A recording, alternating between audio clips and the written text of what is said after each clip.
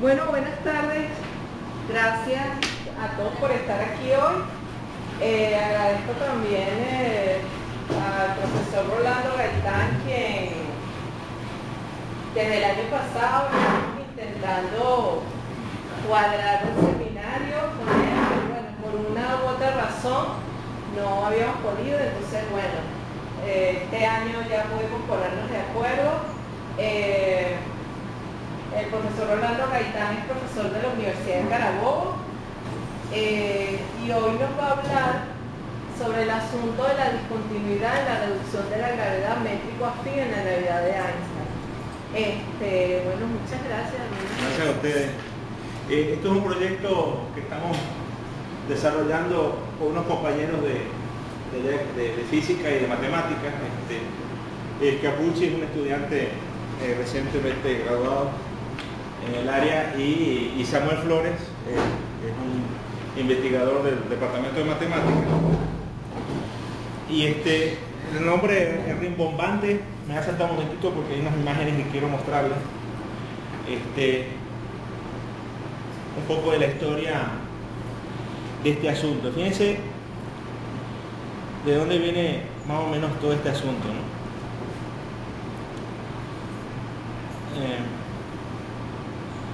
En el año 58,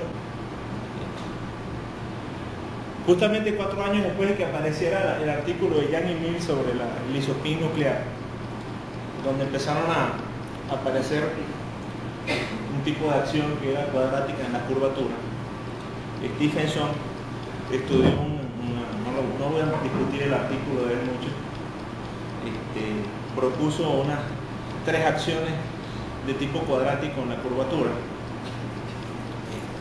tal vez tratando de emular un poco el avance que significaba el estudio de Yang y Mills.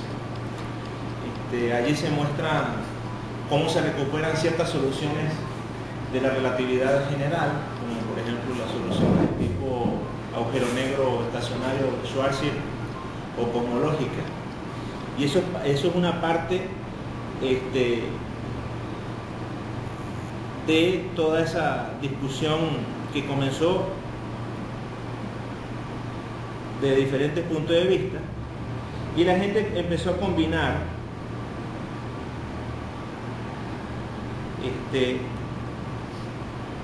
cosas como por ejemplo una aplicación del principio de Palatini. Esta es una teoría particularmente que se llama el tensor escalar. Ahí se muestra justamente teorías que no son altamente no lineales. Que apenas se ve aquí abajo el término de la curvatura de Ricci multiplicado por un campo escalar. Este es un término que se parece al cinemático de Klein-Gordon, bueno, dividido por el campo, una cosa bien rara. El punto es que ellos muestran, por ejemplo, que para uno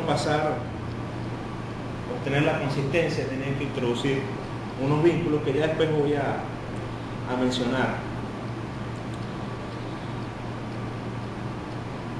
Stelle, por ejemplo,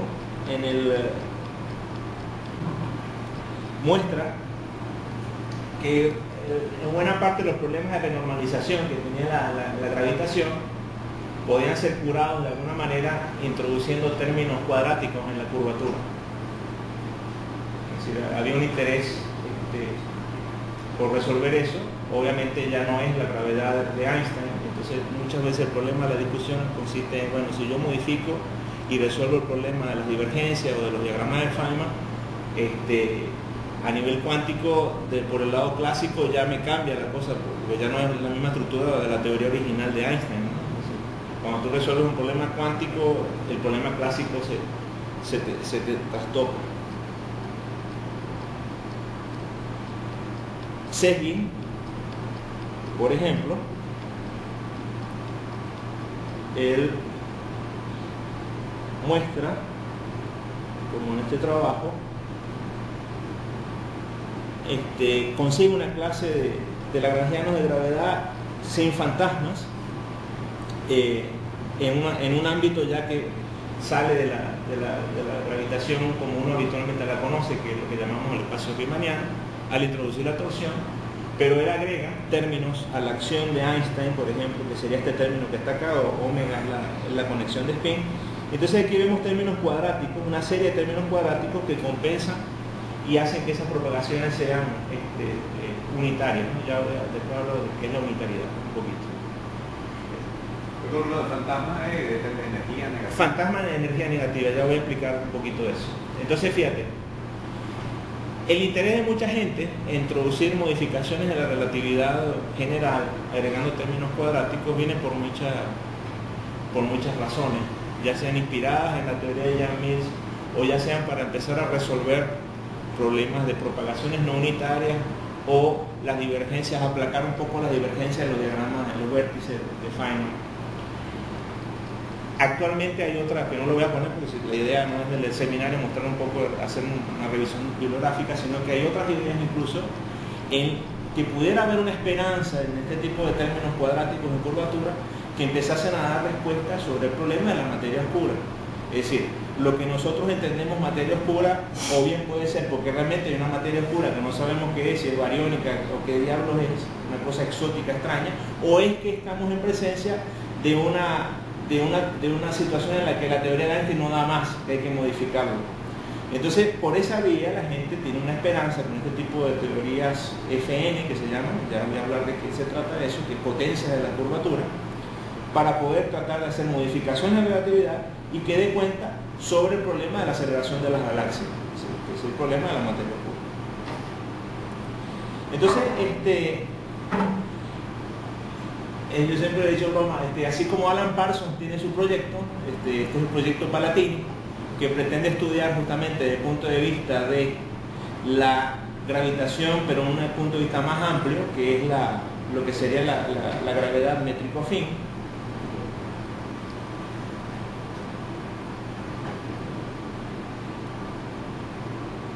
Que es este diagrama que tenemos acá. Es decir, partimos de una gravedad métrico-afín en que la afinidad y la metricidad son variables dinámicas, o sea, no están impuestas a cero como tal.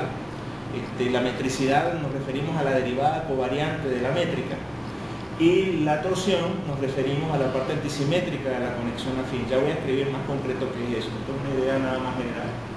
Entonces hay muchas formas de uno llegar a lo que nosotros habitualmente conocemos tranquilo, como la gravedad que se enseña habitualmente, que sería en el contexto de lo que sea la gravedad riemanniana o Riemann-Christophe, como queramos, o esteniana, como queramos llamarlo.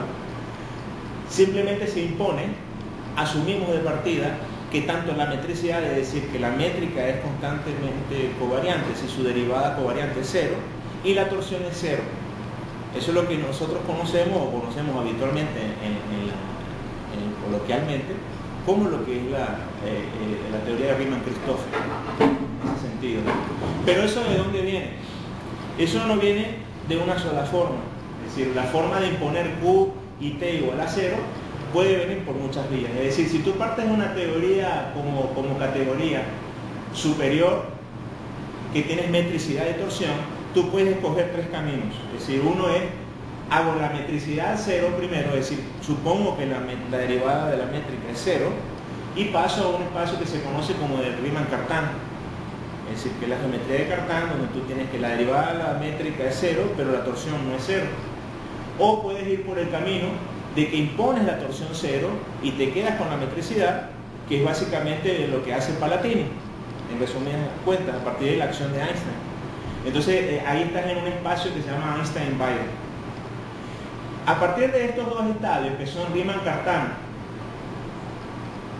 y Einstein-Bayer, tú puedes llegar a Riemann-Christophe, en este caso obviamente haciendo torsión cero y haciendo la metricidad cero. Hay un tercer camino que es de una vez imponiendo sobre la teoría métrico-afín, imponiendo la torsión y la metricidad cero. Bueno, resulta ser, que es lo que vamos a mostrar un poquito, que en el contexto de la teoría habitual de Einstein, donde la lagrangiana es la curvatura escalar de Ricci, ahí no hay ningún problema. Tú puedes escoger cualquier camino y vas a llegar a lo mismo. Bueno, resulta ser que cuando tú ahora consideras términos adicionales de potencias de la curvatura, la que tú quieres inventar, después vamos a ver cómo es la forma más general, al menos cuadrática, resulta que a lo que tú llegues aquí abajo depende de por dónde vayas. Depende de si se hace la metricidad primero cero y la torsión después cero o al revés. Y eso es un problema de lo que llamamos la discontinuidad.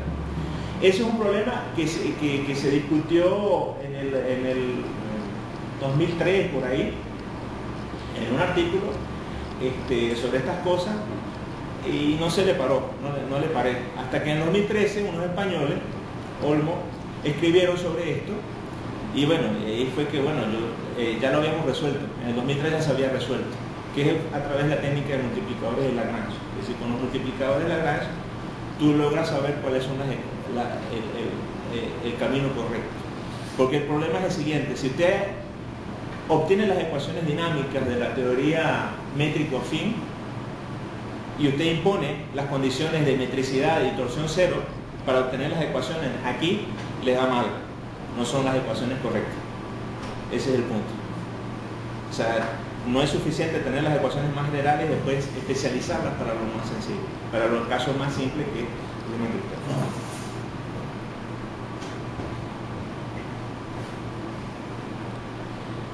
un poquito de la historia, algo que no anda bien, es decir, una formulación de tipo Yang-Mills pura para la gravedad.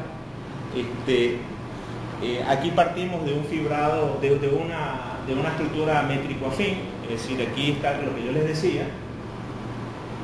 La metricidad es la derivada covariante de la métrica, y uno puede descomponer la conexión afín en los símbolos de Christoffel, la contorsión, que es una combinación de las componentes de la torsión, y este símbolo extraño que está acá, que es una combinación de las componentes de lo que es la metricidad, es decir, la derivada. Todo eso es la forma de descomponerlo. Entonces, se define una curvatura de la forma habitual, como se define en cualquier teoría de Yang-Mills. Ahora resulta que esta conexión conmuta bajo un grupo, que es el grupo GLNR, Grupo General de Transformaciones Lineales N por N real, es decir, el grupo relativista de la relatividad general. Y la acción es la típica acción de Yang-Mills, cuadrática en la curvatura, y un término cosmológico que viene con una constante que depende de la dimensión, de manera tal que esta ecuación contiene como caso particular a las soluciones de constante cosmológica de la teoría de Einstein. Tiene esa... Por ese viene allí, Rolando, es la derivada segunda, ¿no? ¿De qué? Sí, la curvatura, ¿no? Acá... Estoy tratando de ver aquí, usualmente derivada de G, ¿no? Sí. Pero ese sí es... Sí, tú lo puedes ver de dos maneras. Uno lo puedes ver, si yo meto los símbolos de Christoffel acá, te aparece tu cosa normalita. La relación entre... Ponerlo ¿Sí? con el A, digamos. Sí. Con el Q que aparece. Sí, pero ese es un punto de vista. Si yo puedo meter esto que tú tienes acá, la pileta. Es solamente por relación. No, está bien. No, está bien. Yo puedo meter esto acá y te aparece, a partir de la derivada de esta, acá te aparece derivada segunda, lo habitual. Y te aparece lo demás porque están en la métrico-afín, gravedad métrico-afín. Pero lo que digo, no te parece idéntico lo de antes, porque tú no tienes simetría en los índices de la conexión abajo. Claro, tienes más cosas, tienes metricidad. Claro, ese es un punto de vista. El otro punto de vista es que hay otra forma de descomponer la conexión afín, que es como, vamos a ver, la conexión afín yo la puedo ver así, ¿verdad? Como si esto fuese un índice de espacio-tiempo y esto fuese un índice del grupo, pero todos son del espacio-tiempo. Entonces yo lo puedo ver como la parte simétrica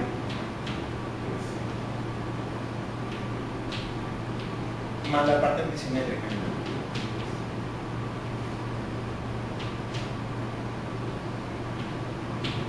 La parte simétrica es la conexión de Palatini.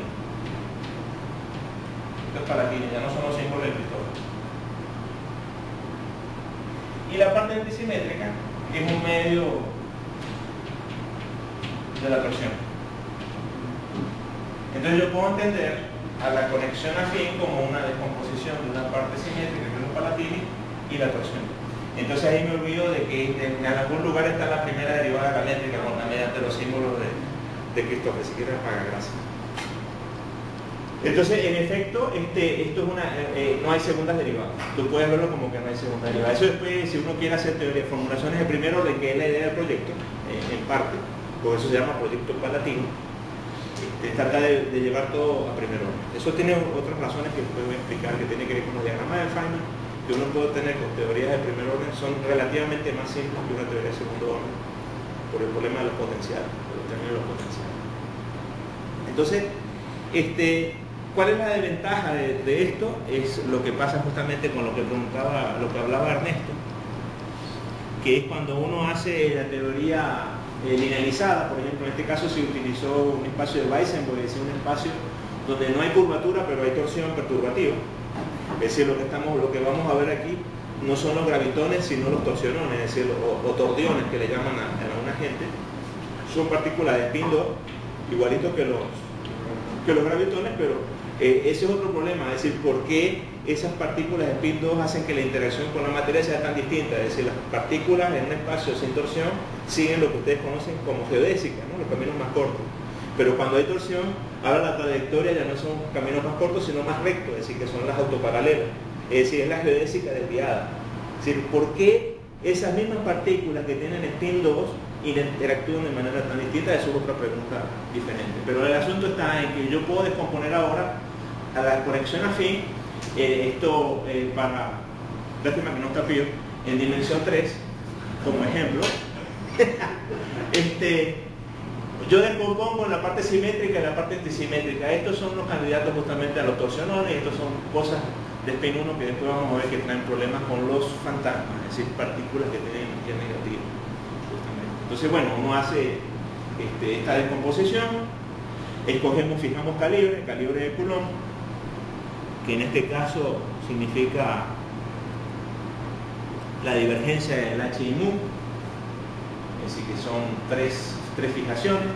Tú haces un cambio de variable, no sé qué, y llegas a la acción reducida. Entonces aquí claramente se ve que hay unos cositos que tienen signos opuestos, y cuando tú calculas el hamiltoniano te dan una cosa no positiva definida. Entonces, eso son el problema de los fantasmas es como que tú tengas un espacio real y definas las normas positivas de todos los vectores, y de repente consigues un vector que tiene norma negativa. Y esa norma negativa significa que la probabilidad de transición, como interactúa con una fuente, es negativa. Si tiene una probabilidad negativa, esos justamente son los fantasmas.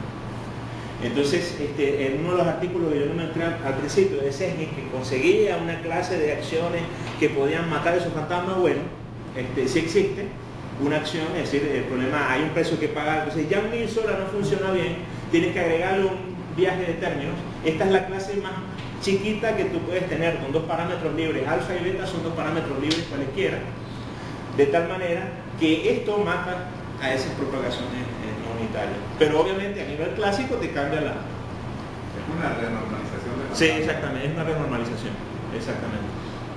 Exactamente es eso. Muy bien. Pero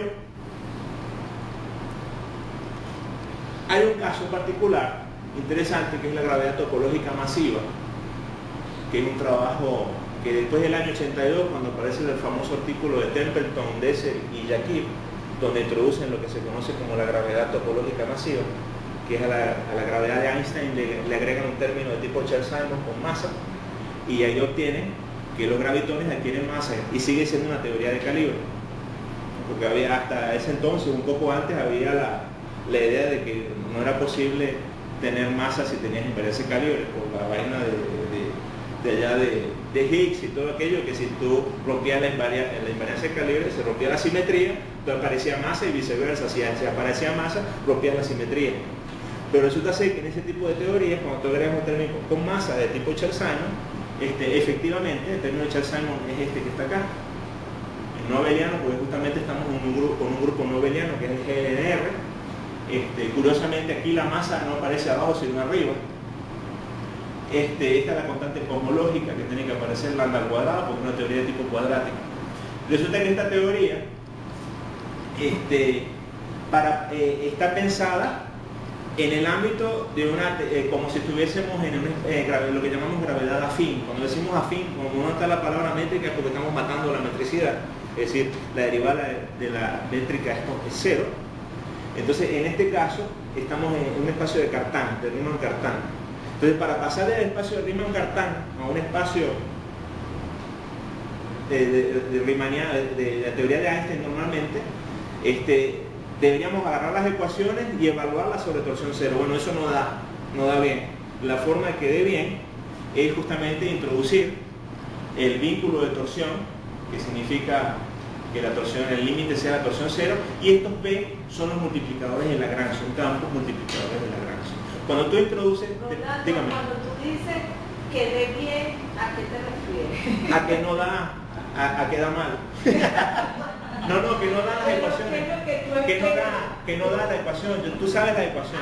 La teoría de Dresser, con constante cosmológica, lo que estaba diciendo. Después del año 82, en el año 84, Dresser escribe la teoría de la gravedad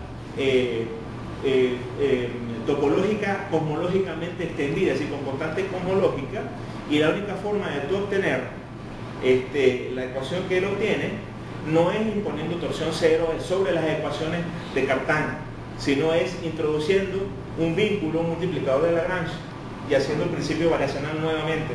Cuando haces eso, ahora obtienes, bueno, lo que pasa es que habría que compararla, pero doy fe de que es así, obtienes exactamente la ecuación de este señor, y el asunto no trivial está en que los multiplicadores de Lagrange, en efecto, se pueden calcular y no son cero. Si los multiplicadores hubieran dado cero, es porque no hacían falta, pero sí hacían falta.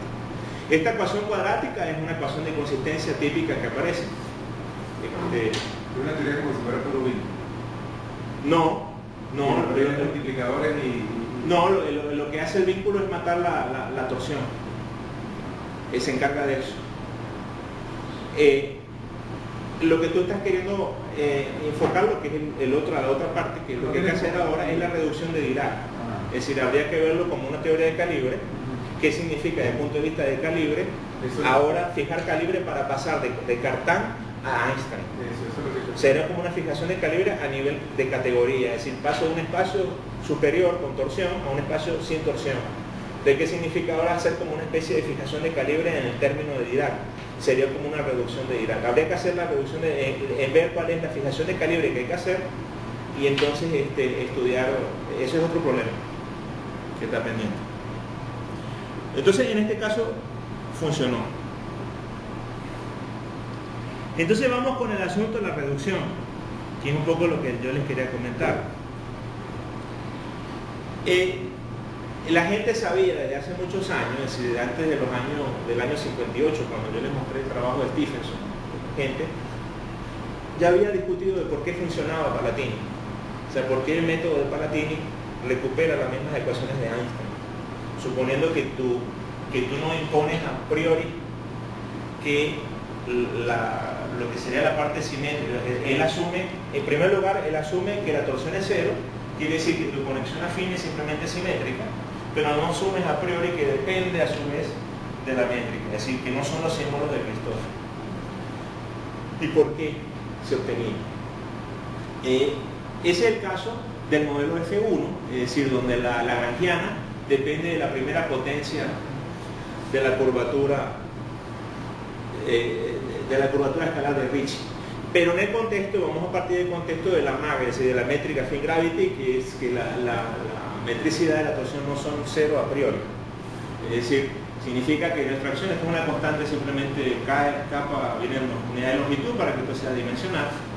Entonces vemos que en la definición explícita, a nivel de lo que es la dependencia, cómo depende funcionalmente, vemos que hay una parte que depende única y exclusivamente de la conexión afín y una parte que depende única y exclusivamente de la métrica, además de la medida de integración que está aquí implícita en todo esto. Entonces, cuando uno hace variaciones independientes tanto en la métrica como la conexión, uno tiene unas ecuaciones. Es decir, esta es la ecuación típica que obtiene Palatini, donde esta ahora es la parte simétrica, porque acuérdense que ahora no es necesariamente simétrico el tensor de Ricci, porque hay torsión. Y la otra ecuación involucra, es una ecuación lineal en las componentes de la metricidad, es decir, la primera derivada de la métrica, y las componentes de la torsión.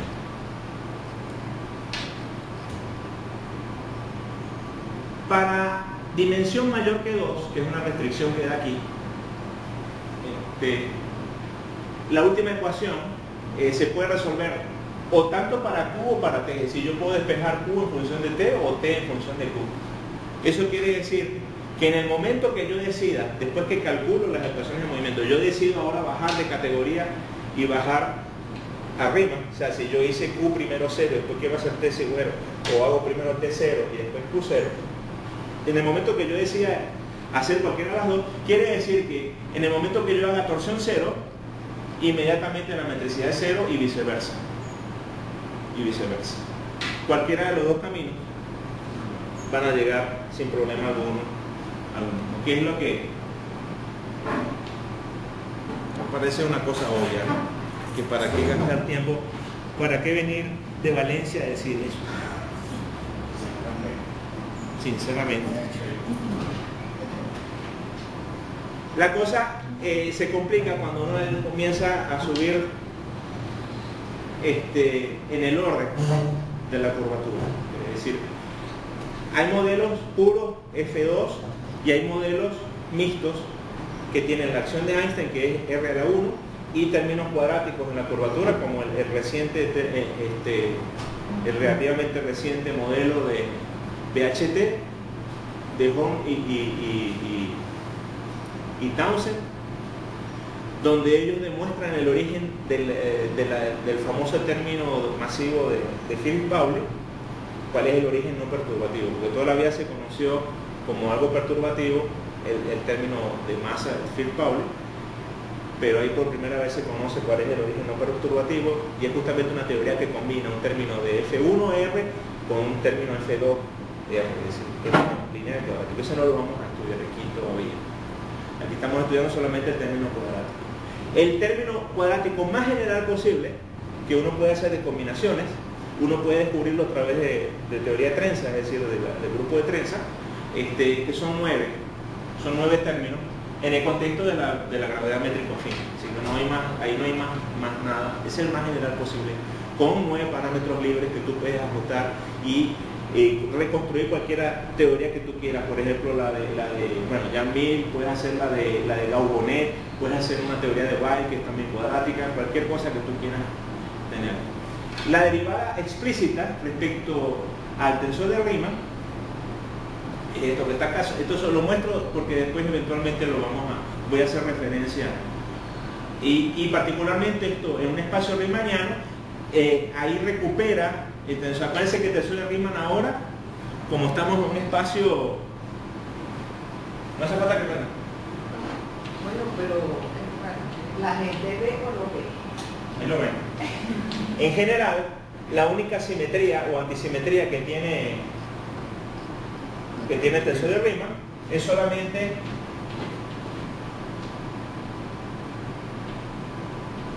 antisimetría en estos dos índices y más nada.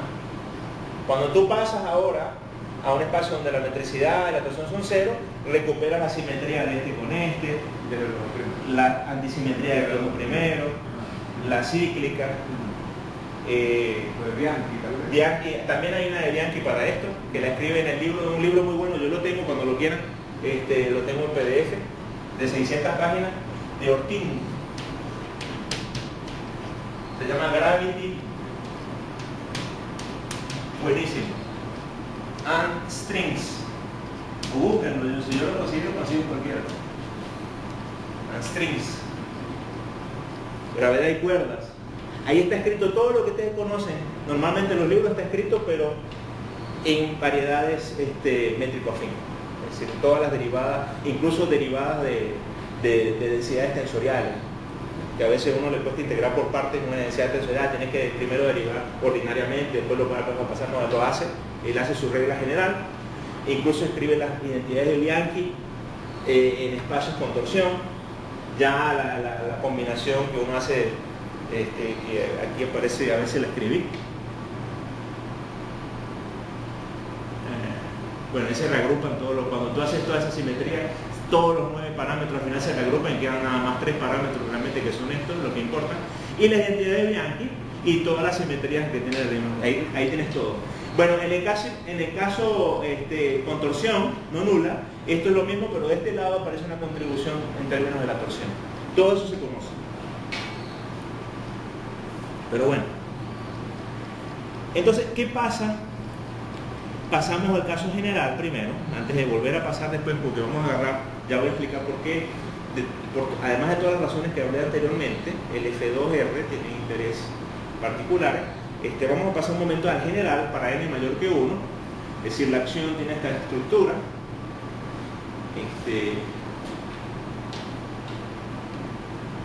Y uno hace la primera variación, tanto en la métrica como en la conexión. Y estas son las ecuaciones de movimiento que se obtienen. La parte cuando variamos la métrica tiene que ver justamente con esto va a ser al final un polinomio de orden n en el tensor de curvatura, y esto se parece mucho con el electromagnetismo, justamente, o Yang-Mi, como ustedes quieran, la típica ecuación de tipo Maxwell, y las contribuciones en la torsión y la metricidad. Este F que está acá de 4 índices es la derivada explícita de la Lagrangiana. Entonces, ¿cuál es el asunto de la discontinuidad? Ahora sí lo ponemos al descubierto. Y es muy simple, es un problema algebraico. Si yo parto haciendo Q antes, es decir, desde Cartan, desde una geometría de Cartan, obtengo las ecuaciones y después impongo torsión cero, obtengo estas ecuaciones. Simplemente la derivada covariante generalizada que tenía acá, que consideraba la conexión afín, ahora es la derivada de Levi-Civita, cuya conexión es la de Levi-Civita o los símbolos de Christoffel. Pero si yo hago torsión antes de hacer el principio variacional, que sería estar en un espacio de Einstein-Weil, donde hay torsión pero no hay metricidad, y después impongo la metricidad cero para llegar a Riemann-Christoffel, como al hacer torsión cero quiere decir que parto de una conexión de Palatini, ya es simétrico. Entonces aquí lo que sobrevive y lo que me interesa es la parte simétrica solamente. Entonces, algebraicamente, ahí se ve que no es lo mismo. Parece una cosa muy obvia, ¿verdad? Pero ese problema obvio,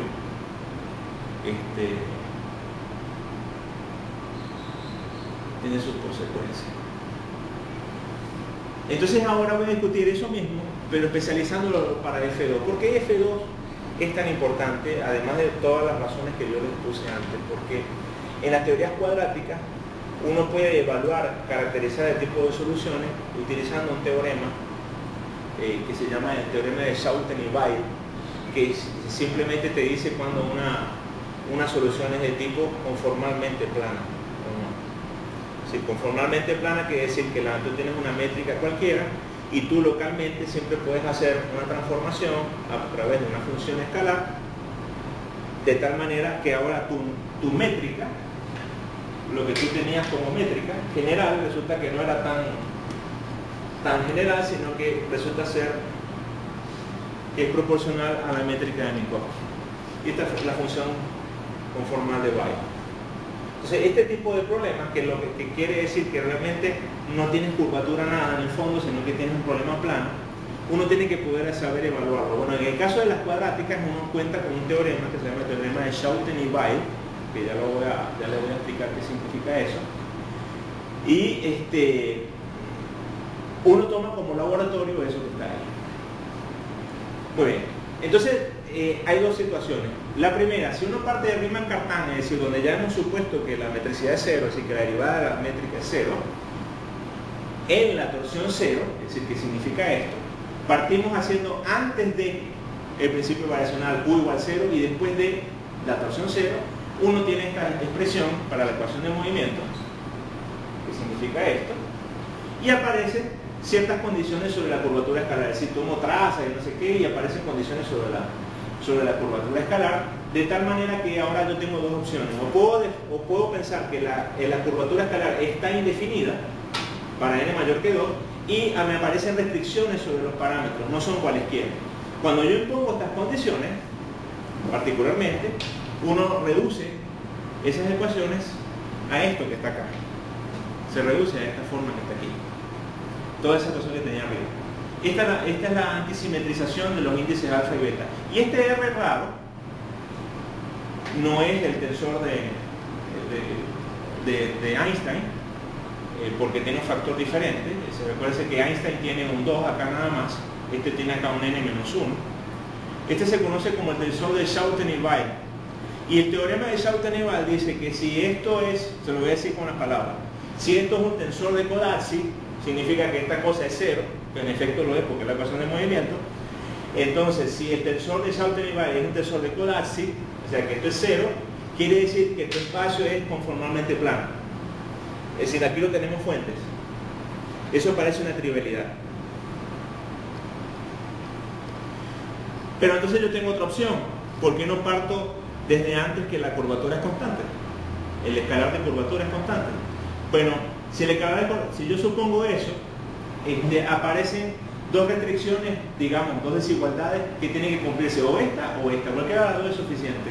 Bueno, si eso es así, es decir, que puedo decir que C no puede ser igual a este, lo que sea, al final la ecuación queda de esta forma. Y uno puede reducir la ecuación ahora a esto que está acá. Es decir, a menos que 2a menos b, acuérdense que ahí b son combinaciones de los parámetros originales de la teoría que tenía general al principio, a menos que eso sea otra cosa, yo puedo asegurar que tengo soluciones conformalmente planas, contradictoriamente con el hecho de que estoy asumiendo que R es constante. Es una cosa extraña. Lo que quiero comparar es que esto extraño no es igual a lo otro extraño que vamos a ver. El otro camino es suponer primero que la torsión es cero y después suponer que la metricidad es cero. Es decir, estamos en el espacio de Einstein y Weil y las ecuaciones las evaluamos en Q igual 0 y obtenemos esto que está acá. De nuevo, supongamos que R es indefinido, entonces ahora la ecuación se reduce a esto, donde este F es este tensor que aparece acá. Ese tensor que aparece ahí tiene ciertas propiedades peculiares, que es lo siguiente. La traza me da el tensor de Einstein. Él tiene todas las simetrías de propiedades, simetría y ciclicidad del tensor de curvatura de Riemann-Christoffel. Satisface esta identidad de Bianchi, pero esta no. Es decir, esta que habíamos visto al principio no la satisface. La divergencia de él es igual a esta expresión.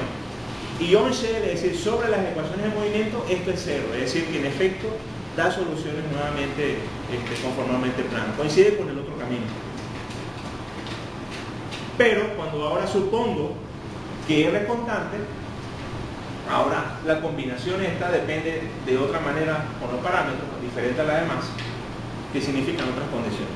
Es decir, pareciera como que en el problema de vacío, es decir, sin fuentes, relativamente la cosa pudiera andar bien. Ahora, ¿qué pasa si incorporamos fuentes? Que es donde está el asunto no trivial. Cuando uno incorpora fuentes significa que uno tiene que poner un lagrangiano que pueda depender de la métrica, la conexión afín y unos campos materiales que pueden ser cualquier cosa, partículas que uno meta ahí. De nuevo, en el contexto de la métrica affine gravity uno hace variaciones independientes de la métrica y de la conexión y obtiene estas ecuaciones nuevamente, donde ahora aparece el tensor de Belin-Fan, que es definido como la de L derivada funcional respecto a la métrica, el factor, y el otro, otra corriente que aparece como la derivada de L respecto a la conexión. Como se debe esperar. Entonces, para pasar, lo que mostramos es lo siguiente: para pasar de la teoría de la gravedad métrico-afín a la teoría de Riemann-Christoffel, introducimos dos vínculos que son el de metricidad y el de torsión, a través de dos multiplicadores de Lagrange correspondientes. Entonces, reescribimos nuevamente las ecuaciones y aparecen estas ecuaciones. La nueva ecuación respecto a la métrica y la nueva ecuación respecto a la conexión, y obviamente las ligaduras.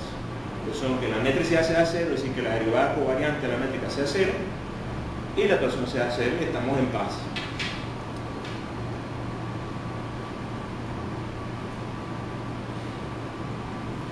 La discontinuidad la resolvemos con respecto a Palatini, es decir, el método de Palatini, que es partir de un espacio de Van Einstein haciendo previamente la torsión cero. Pedimos que esa nueva ecuación sea la parte simétrica justamente. Cuando tú impones eso, aparece una serie de restricciones sobre los parámetros, que el único importante aquí resaltante es que hay n al cubo restricciones sobre n al cubo campo, que son estos A, están acá, lo cual indica justamente que A es cero. ¿Qué quiere decir? Que no hacía falta poner la restricción sobre los vínculos de metricidad. Yo podría haberlo hecho después que tenía las ecuaciones, haberlos impuesto fuertemente la metricidad, pero no así con la torsión. Con la torsión el B no es cero, que ahí está el asunto. Las ecuaciones quedan finalmente de esta manera. Queda el T1, que es la parte cuadrática en la curvatura, que es la ecuación de movimiento, queda la parte simétrica o igual a cero, es decir, todo esto es lo que se obtenía con Palatini, en efecto, y los multiplicadores de Lagrange resuelven el problema que tenía antes, que esta era una ecuación antes, sin esto tenía una ecuación adicional, que era lo que me rompía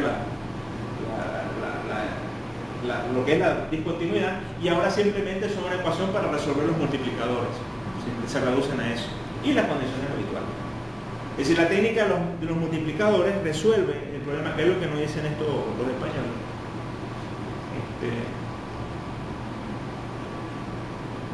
Y aquí no está puesto, es el otro camino, el camino central. ¿Qué pasa si yo pongo la torsión?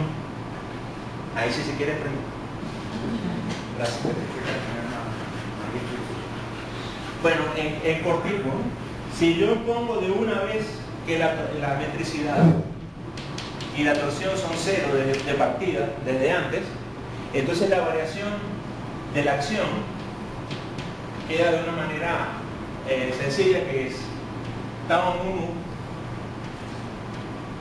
menos b, donde b es uno de los parámetros que quedaba libre al final, y acá un operador de segundo orden, es decir, un operador que depende de derivadas de segundo orden, pero ya van a ver de qué, el tensor de Einstein, aquí de delta G. Entonces aquí uno tiene que discutir, bueno, si yo escojo de partida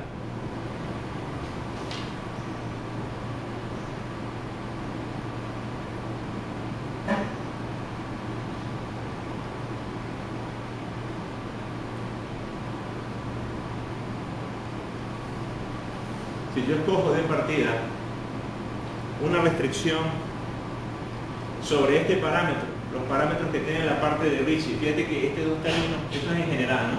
Cuando tengo la gravedad métrica fin. Este tiene R mu, R mu, pero este tiene R mu, R mu volteado, porque ya no es simétrico. Entonces, si yo escojo que este sea igual a menos este, es decir, que en el caso de que no tengan ni metricidad ni torsión, eso desaparece. Si yo desaparezco eso, ¿por qué digo? Porque resulta que el B es A7 más A8. Si yo lo desaparezco, que sería hacer B igual a 0, tu ecuación te da simplemente la que tenemos al final. Eso es un punto de vista. Pero si yo no quiero eliminarlo, yo puedo decir que consistentemente esto contiene a Einstein si yo digo que simplemente la ecuación de vacío de Einstein, que es el tensor de Einstein igual a 0, obviamente nuevamente lo contiene. Así que ese sería el camino directo hasta abajo. Para partir, cualquier persona normal lo haría así.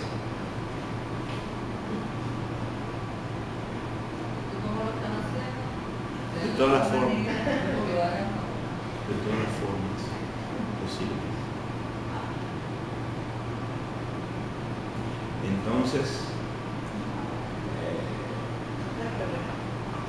nada, para terminar, existen otros tipos de discontinuidades. Hay un modelo de Rosenthal, es un principio variacional del año 2009, con constante cosmológica, donde G tilde es una métrica, es un problema bimétrico, que muchas veces en ocasiones se usan dos métricas. Entonces aquí esto es una conexión de Palatini y esta es la constante cosmológica. Ese problema tiene una discontinuidad en lambda cero, es decir, este problema no acepta, no es consistente si tú pones que la constante cosmológica es cero, no hay un problema con el conteo de los grados de libertad. Es decir, a juro tiene que tener la constante cosmológica no nula. Entonces hay un problema ahí en el mundo Grana también hay problemas para obtener la solución de Schwarzschild. Hay un vínculo de anisotropía, que es esta función que depende de unos términos de presión y velocidades. En la forma como tú bajas del mundo Grana a nuestro mundo de 4 dimensiones, depende de la forma como lo hagas, tienes o no Schwarzschild. Entonces hay un vínculo que hay que imponer. Eso lo discutíamos con Jorge. Aquí obviamente es un proyecto que está comenzando, hay que estudiar los problemas de estabilidad y unitariedad. El problema de estabilidad significa que cuando tú tienes una solución o candidato a solución, quieres saber si perturbas alrededor de esa solución, la cosa te diverge, te va a infinito o se mantiene estable la solución converge. Es un problema que no es nada trivial, es un problema de ecuaciones diferenciales. Y la unitariedad es que hay que ver a nivel perturbativo qué pasa si agarras cualquier teoría cuadrática de estas locas y agarras y perturbas la torsión, qué tipo de propagaciones hay ahí, si hay fantasmas o no hay fantasmas, cómo se resuelve. Esto está en pleno desarrollo en este momento. Bueno, eso era todo.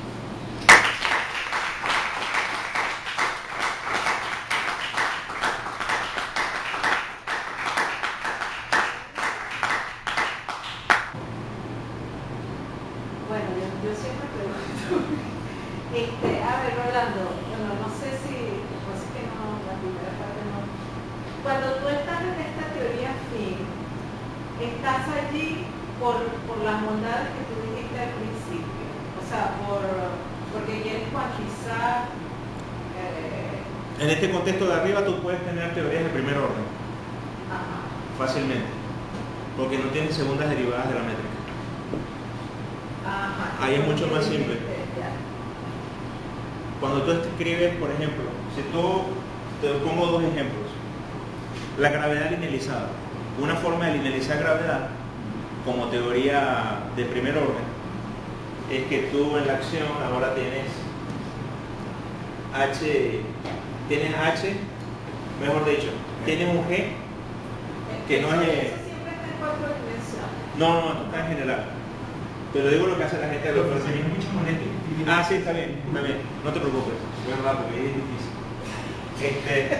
Si tú, en las formulaciones de primer orden, tú tienes H, aquí tienes una derivada de una función, y aquí tienes una combinación de la misma función al cuadrado, algo así, que tú quieres. Estos son objetos independientes, esto es la gravedad linealizada. Cuando tú desarrollas esto, te queda un término de orden cúbico. ¿Sí? En cambio, en las formulaciones de primer orden tipo Yang-Mi, tú tendrías algo así. Tendrías un F, unos términos que tienen que ver con derivadas de A, y acá unas contribuciones F cuadrado. Entonces, el término de autointeracción acá es cúbico, mientras aquí es cuadrático. ¿Sí? Cuando tú buscas la función generatriz de los vértices de las funciones de Green en el problema de Feynman, cuando tú tienes una cierta corriente acoplada, tú puedes entenderla como que tienes una cosa sin acoplamiento, es decir, lo que llamamos la omega cero, que es la función libre, la función generatriz libre, y acá lo resuelves, que es lo que se hace en un método general. Aquí aplicas como un operador en derivadas funcionales de la V de la delta respecto a los campos que tú tengas. Es decir, V, ¿qué significa? V es la parte potencial. Significa que aquí tienes que aplicar, en este caso, de la gravedad linealizada, tienes que aplicar derivadas de orden 3 funcionales. Mientras que acá tienes que derivar 2 veces funcionalmente solamente. En principio es más sencillo los vértices de Feynman. Entonces, ¿qué es la ventaja que tiene esto de verlo con desde el punto de vista de la gravedad métrico afín, es esa, tiene una reducción enorme. Además que tú puedes ahora, si tú... La divergencia y esa cosa es otra... Sí, son los problemas de renormalización, ahí hay que usar el método de Fadeye y Popov porque son teorías de calibre. Entonces ahí ese es el problema típico. Eso Sí, es. sí. Pero ahora fíjate lo siguiente acá. Aquí tienes una teoría cuadrática. Entonces, si las R en esas son primeras derivadas de A, quiere decir que es una teoría de segundo orden, porque aquí tengo derivadas en A y derivadas en A que se terminan siendo segundas derivadas. Yo puedo reducir este problema más todavía, haciéndolo una versión de primer orden, que eso no está hecho. Eso es lo que vamos a hacer. Entonces reduces más el problema todavía. ¿Ves? Ese es el interés. Entonces el problema es aprender a pasar de un espacio al otro, clásicamente, y después cuánticamente. Aprendiendo esto, a lo mejor da una visión sobre cómo se haría cuánticamente. Y la teoría que tú tienes abajo, digamos, es la Esta. que llamas... Esta. No, la que llamas aquí, la de Riemann-Christopher. Sí, esa forma de primer orden es la de Riemann-Christopher, eso se trabaja mucho. Así, pero linealizado. Pero allí tienes Einstein, o sea, Sí. tienes Sí. Einstein, lo puedes Sí. recuperar, digamos. Sí, es eso, linealizado. Linealizado. Eso linealizado. Después se puede hacer no linealizado, lo mismo pero no linealizado, o sea, no perturbativo. Eso está estudiado y todo el formalismo de Dirac, de vínculos, de todo eso, está estudiado bastante. Por McKeon, un profesor de Ontario, de allá de Canadá. Él es uno de los primeros, yo le escribí, me mandó el paper de él del año 70 y algo, donde por primera vez escribió la formulación de primer orden.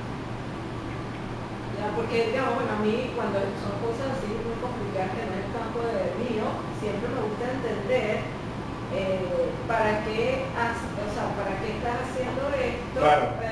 ¿Cuál No es simplemente, digamos, no es un ejercicio intelectual solamente. Claro, o sea, Tiene una búsqueda de reducir. Sí. Yo le hice esa pregunta, no sé a quién fue, a Fred, y me dijo, no, nada más porque me gusta la matemática. Bueno, pero eso es válido Pero también. está bien, claro. Pero bueno, mi pregunta es, porque Claro. bueno, esto no es una cosa donde yo... No se aplica en petróleo por ahora. Entonces, claro, yo quiero Sí. la física, digamos. Sí. O sea, tú quieres encontrar esta teoría cuántica. digamos. Bueno, vamos al principio, lo que te decía, nada más y nada menos que a lo mejor esta cosa, a lo mejor dice algo sobre el problema de la materia oscura. Verdad, que Sí, sí. Sí, Ese está pequeño buscando- detalle. Está buscando los fenómenos. Bueno, porque aquí vino Jorge Bellorín y habló de la teoría de Brava, que es una Claro. teoría de gravedad modificada. Claro. Y entonces, Hay muchas cosas que se están haciendo ahí. Sí, lo importante es tener esto no es relatividad general, esto es otra cosa. Claro. Una distinta que Sí. está buscando. Pero siempre al final, yo siempre me acuerdo de la película de la última tentación de Cristo, que toda la gente quemó cines y toda vaina, quemaron libros porque era una película blasfema, no sé qué vaina. La película era lo más cristiano que te puedes imaginar. Esta teoría sigue siendo cristiana.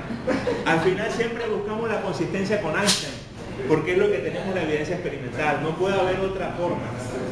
Somos einsteinianos al final del día. No, y además tú tienes problemas No. de cuantizar, estás buscando. Claro. Porque ese es otro punto de vista. Algunas personas enfocan el problema de la torsión como una modificación cuántica a las ecuaciones clásicas, que pudiera ser lo que está pasando ahí. Porque no se ha podido cuantizar la gravedad. Entonces, Claro. esa puede gente con ser que la teoría- gravedad no sea cuántica. Bueno, pero de repente todas esas teorías dan luces. Ahí está hablando Abraham. No, vale, no, pero es que puede ser que la gravedad sea... Lástima que no está Abraham, ¿vale? ¿Dónde está Abraham? Quiero hablar con Abraham. Muy bien. Lo que quería preguntar del punto Brana, ¿estás pensando que tienes que la todo menos gravedad la Brana? Sí, para tú proyectarlo tienes que usar un vínculo en la acción. Pero tienes una Brana, ¿tienes cuántas dimensiones hay? Sí. Ok. Porque eso es una cosa que me mencionó Jorge, que lo estaban pensando también de esa manera. Dice, hay un vínculo, hay una restricción que tienes que poner al paso de uno al otro. No es simplemente imponer cosas, sino que tienes que hacerlo desde antes del principio variacional. Tienes que tener cuidado cómo lo haces. Esa es un poco la idea de esto.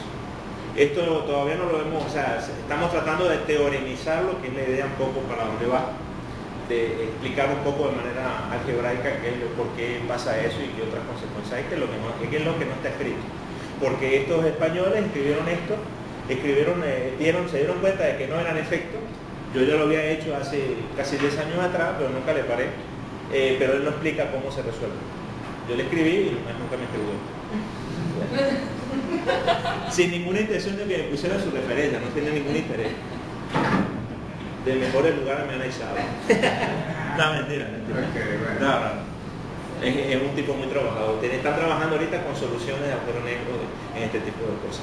Cómo se modifican las soluciones de agujero negro con teorías cuadráticas. Bueno. ¿Una otra pregunta? Bueno. Gracias. Déjeme hablarle de una cosa. Verdad. Propaganda, este es espacio publicitario. Estamos, aquí tenemos personas del comité que se pueden, que no es, está abierto a que participemos, a que todos los que se quieran, iba a decir embarcar en el proyecto. Estamos organizando la Escuela de Campos Partícula Astrofísica 2017 hacia la primera semana de diciembre. Sería en Carabobo, en principio, como auspiciante. Y ya contamos esto lo vamos a hacer público, con 3 cursos que vamos a tener, con Adel Judeir, jubilado de la ULA, con un curso de spin 2 masivo, sin gravedad masiva. Vamos a tener a Rafael Torrealba, realizando Alvarado, que Mundo Brana, vórtices y cuerdas. Ya tienen 3 semestres que arrancó la carrera de física, por cierto, y están necesitando físicos allá en Barquisimeto.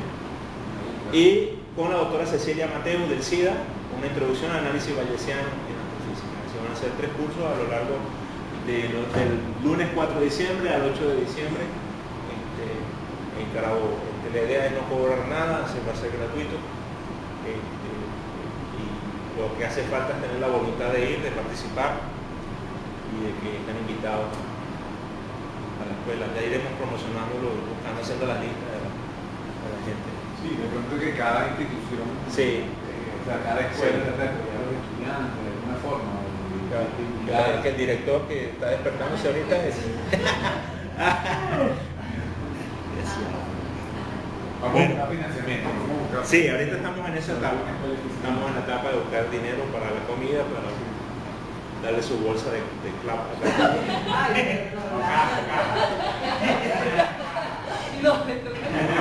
Junto con el gobierno revolucionario. Mira que Todos, tienes que editarlo, tienes que editarlo.